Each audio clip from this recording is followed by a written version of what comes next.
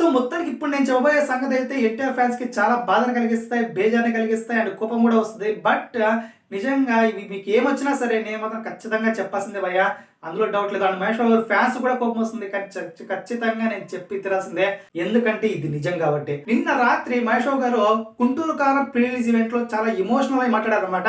మీరే నాకు అమ్మ నాన్న అని వాళ్ళ ఫ్యాన్స్ తో చెప్పుకోవడం జరిగింది. బట్ ఇక్కడే ఎన్టీఆర్ ఫ్యాన్స్ ఇంకా అందుకున్నారు, దీన్ని కూడా దిగజారిపోయి ట్రోల్ చేయడానికి మొదలు పెట్టారు భయ్య. మహేష్ బాబు గారి ఫ్యాన్స్ ఏదో ఉత్తమని నేను చెప్పట్లే, వాళ్ళు కూడా ఏఎస్ఆర్ లో ఎన్టీఆర్ గారు ఎమోషనల్ అయితే ఆ స్టేజ్ మీద చాలా అరాచకమే చేశారు. సింపతి చూపిస్తున్నాడు రా, అసలు సింపతితోనే ఇట్టు కొట్టాడు, సింపతితోనే కలెక్షన్లు వచ్చాయని ఇట్లా చాలా ట్రోల్ చేశారు. కానీ కర్మ ఇస్ బ్యాక్. ఓకే, కర్మ ఎవరిని వదిలిపెట్టదు, అలాగే వస్తూ ఉంటది. సో ఇప్పుడు మహేష్ బాబు గారి వంతు వచ్చింది అంతే. సో దానికి మీరు సపరేట్ గా వెళ్ళి ట్విట్టర్ లో పోస్ట్ చేసి ఏఎస్వీఆర్ పోస్టులు పెట్టి దాన్ని ఇప్పుడు మరీ ఎప్పుడో 5 ఏళ్ల క్రితం అయిపోయిన దాన్ని మళ్ళీ రెచ్చగొట్టి ఇప్పుడు మహేష్ బాబు గారిని కించపరిచేలా మాట్లాడడం అయితే ఖచ్చితంగా తప్పు భయ్యా.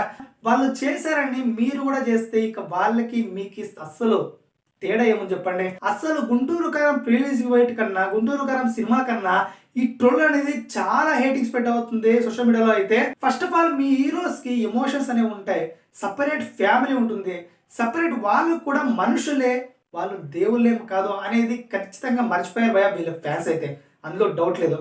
సో మొత్తానికి అక్కడ ఏఎస్పీఆర్ లో ఎన్టీఆర్ గారు నిజంగానే ఎమోషనల్ అయ్యారో అది నిజం, ఇక్కడ గుంటూరు కారంలో నిజంగా మహేష్ బాబు గారు ఎమోషనల్ అయ్యారో అది కూడా నిజం. వాళ్ళని ఎవరైతే ఎక్కువగా ప్రేమిస్తారో వాళ్ళ దగ్గర ఖచ్చితంగా చెప్పుకోవాలని ప్రయత్నిస్తారు. మహేష్ బాబు గారికి అలాంటి ఛాన్స్ ఎక్కడ రాలేదు. యానిమల్ ప్రిలీజ్ ఈవెంట్ కి వెళ్ళినా అక్కడ కూడా ఆయనకి చెప్పుకోనే సందర్భం రాలేదు, ఎందుకంటే అది ఆయన ఫంక్షన్ కాదు కాబట్టి, డిస్టర్బ్ చేయకూడదు కాబట్టి. ఎన్టీఆర్ గారు కూడా అంతే, అస్సలు మామూలుగానే ఎమోషనల్ గా ఉంటారు ఆయన.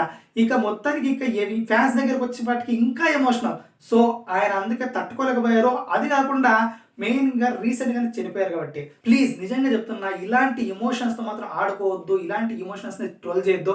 ట్రోల్ చేయండి, మీ హీరోని ట్రోల్ చేస్తే మీ హీరోని తిట్టిన వాళ్ళని, మీ హీరోని ఏమైనా కలెక్షన్స్ లో అన్న వాళ్ళని, లేకపోతే అదే పైన హేట్ చేస్తున్న వాళ్ళని, ఇలాంటి వాళ్ళని టార్గెట్ చేయండి. కానీ ఇలాంటి సమయంలో ఇలాంటి టాపిక్ అని తీసుకొని చేస్తే this is not correct. So మొత్తానికి అయితే ఎవరు హర్ట్ కాకుండా అయితే నేను చెప్పాలనుకుంటున్నా భయ్యా. సో ఎవరైనా హర్ట్ అయింటే I'm very very sorry, but మొత్తానికి అయితే నిజం చెప్పాలి అంతే.